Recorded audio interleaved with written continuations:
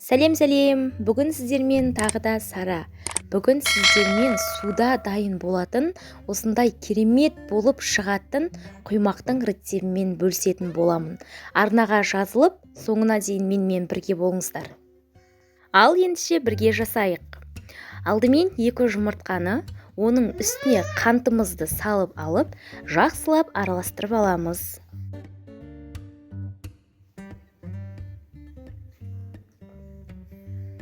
Міне осылай жақсылап араластырып болған соң, оның үстіне 3 ас қасық сұйық майымызды құйып, қайта бір келкі болғанынша араластырамыз. Міне араласып болды. Енді бұның үстіне жылы суымызды құйып, қайта араластыратын боламыз. Шамамен осылай 3-4 минут араластыруымыз қажет.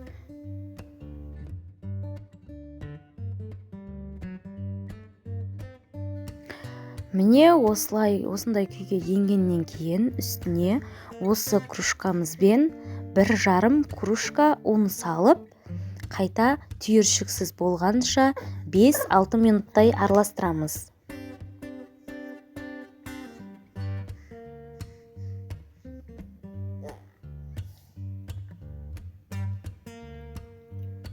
Міне осындай күйге енгеннен соң 1 кружка ыстық қайнап тұрған суымыздың үстіне ас содасын саламыз.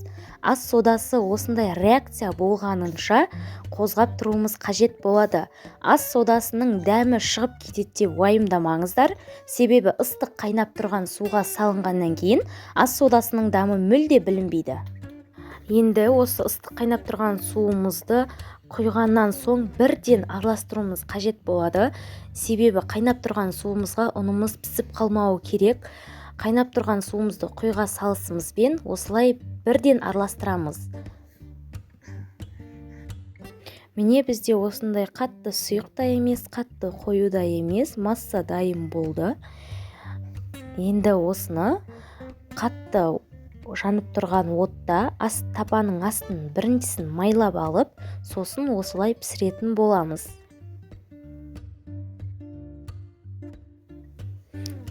Міне біздің құймақтарымыздың шет-шеті қызарғаннан соң екінші бетін де пісіріп аламыз.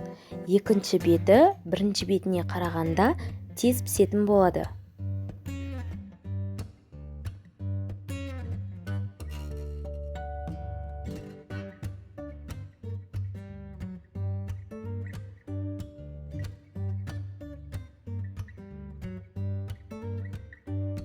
Міне осылай бірінен кейін бірін құйып пісіріп алатын боламыз. Дәл осылай қайталап отырамыз.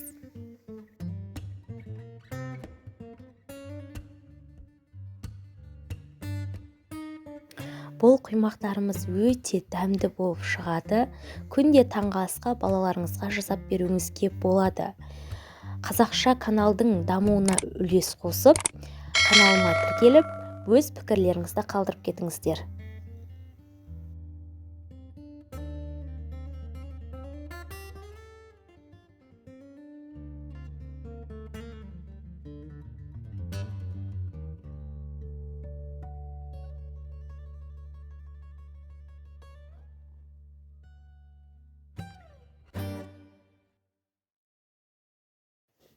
Міне біздің құймақтарымыз дайын, өте нәзік әрі жұмсақ болады. Дәмі деген енді керемет. Күнде таңғы асқа балаларыңызға жасап беруге кеңес беремін. Жасап көріңіздер.